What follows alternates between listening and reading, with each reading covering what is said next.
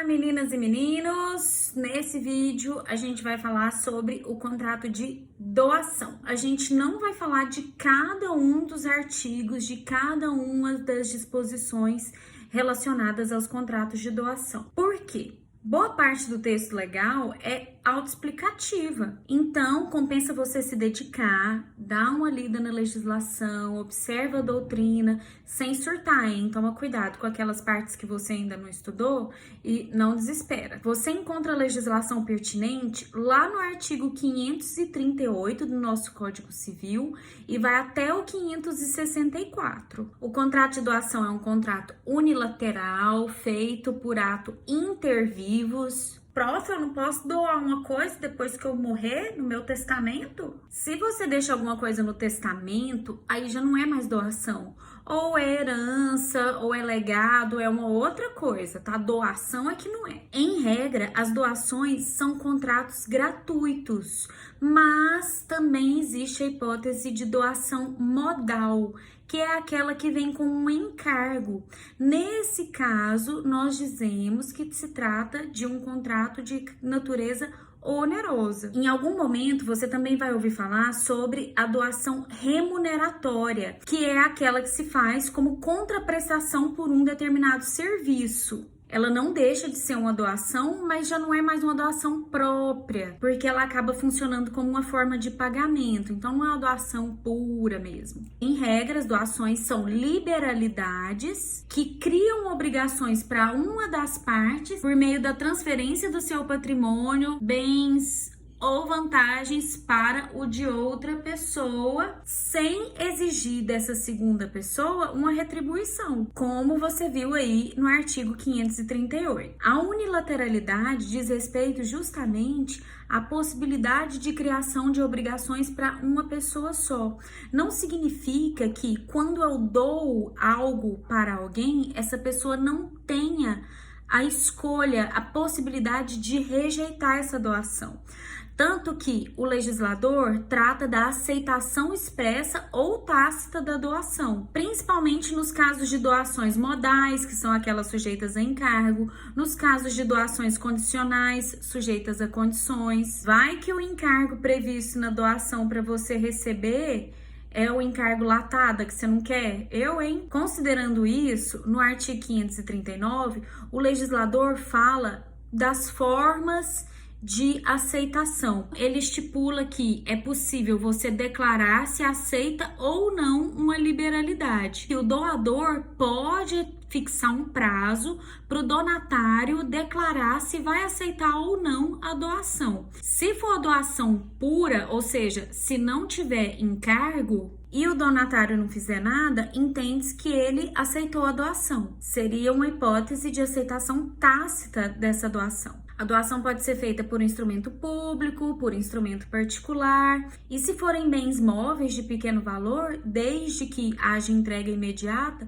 pode ser inclusive verbal. O legislador também abre a possibilidade de você fazer doações para nascituros. No nosso caso, inclusive, se quiser doar, provavelmente vai chamar Lara, viu? É só falar com o representante legal, que sou eu. No caso de donatário, né, a pessoa que recebe a doação absolutamente incapaz, se se tratar de doação pura, ou seja, sem encargo, sem condição, sem nada, é possível, inclusive, dispensar a aceitação. Um caso mais interessante que merece a nossa atenção é a hipótese de doação de ascendente para descendente. Porque o legislador entende que, nesse caso, você tem que pensar como adiantamento de herança. Então, ele coloca no 544, a doação de ascendente a descendente é adiantamento de herança e que você tem que fazer as contas pensando nesses bens depois que a pessoa morre. Tá lá, ó, adicionando-se o valor dos bens sujeitos à colação. No 2002, os descendentes concorrem à sucessão,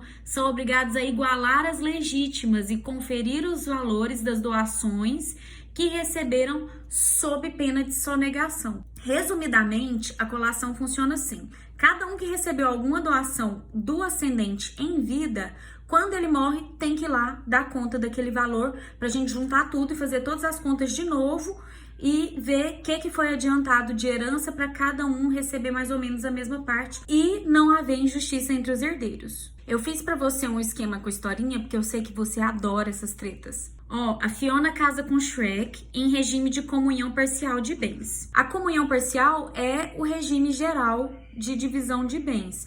Então, tudo que é meu antes de casar é só meu, não comunica, né? Não entra no patrimônio comum.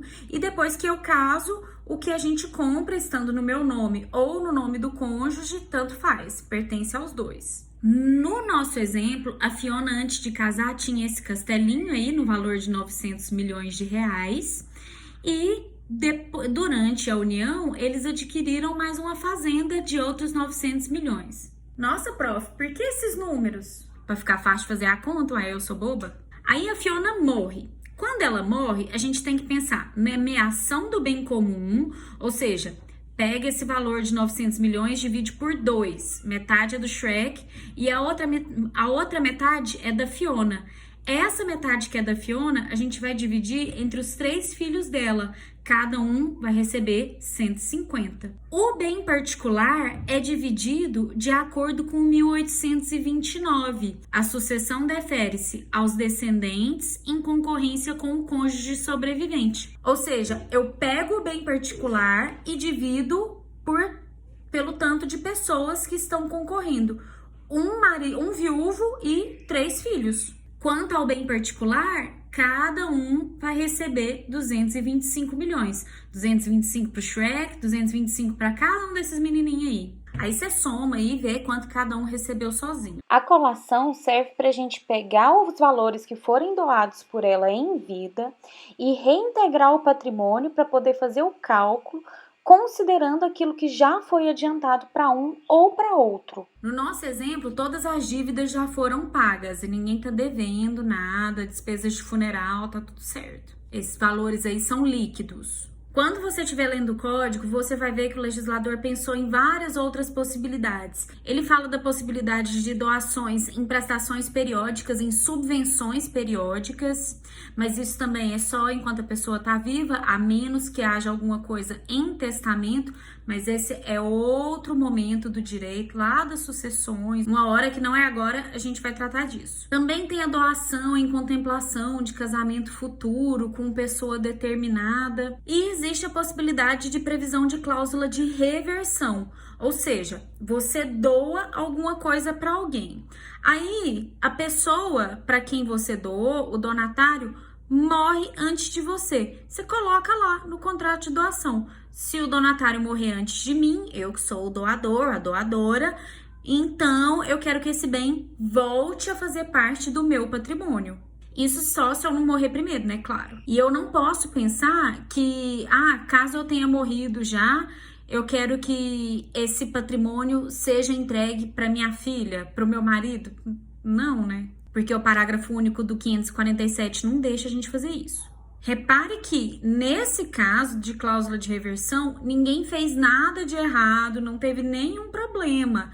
A pessoa só morreu, ela não fez nada de errado. É diferente das hipóteses de revogação da doação. A revogação da doação acontece ou por ingratidão ou por descumprimento do encargo. Então, a pessoa que ia receber, o donatário, deixa de realizar algum ato e por isso a doação é revogada. As hipóteses de revogação por ingratidão você encontra lá no 557, que são casos de tentativa de homicídio, de ofensa física, injúria, calúnia, recusa de dar alimentos quando o doador necessita. É muito bonito, né?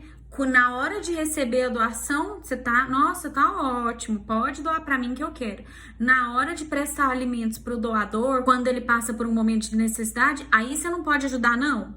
Nesse caso, aí tem um prazinho de 1 ano pro doador pleitear a revogação da doação.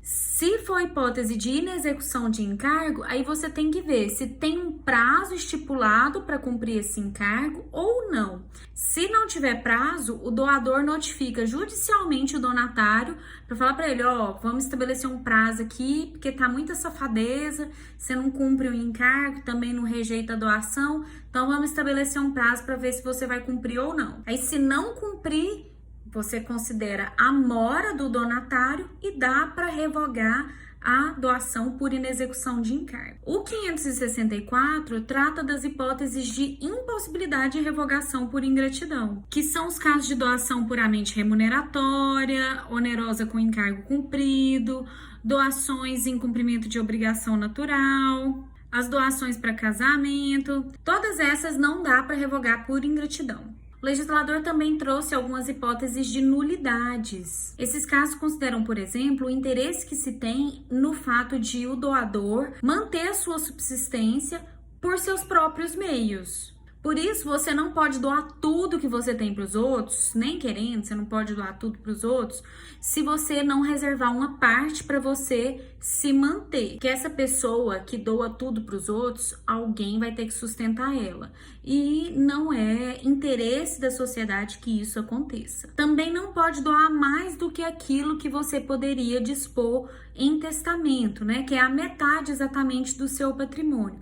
Por quê? Você vai doar essa metade, você vai comprometer a legítima.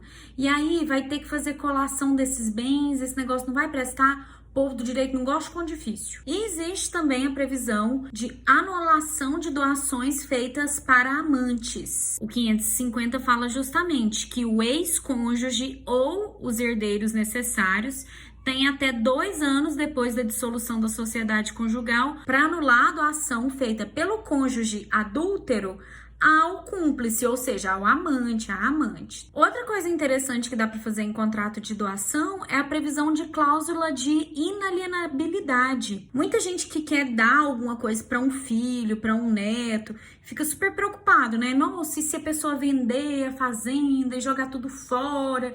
Aí o que a pessoa faz? Vai lá e grava o bem com usufruto. É assim, eu te dou, mas eu que fico administrando.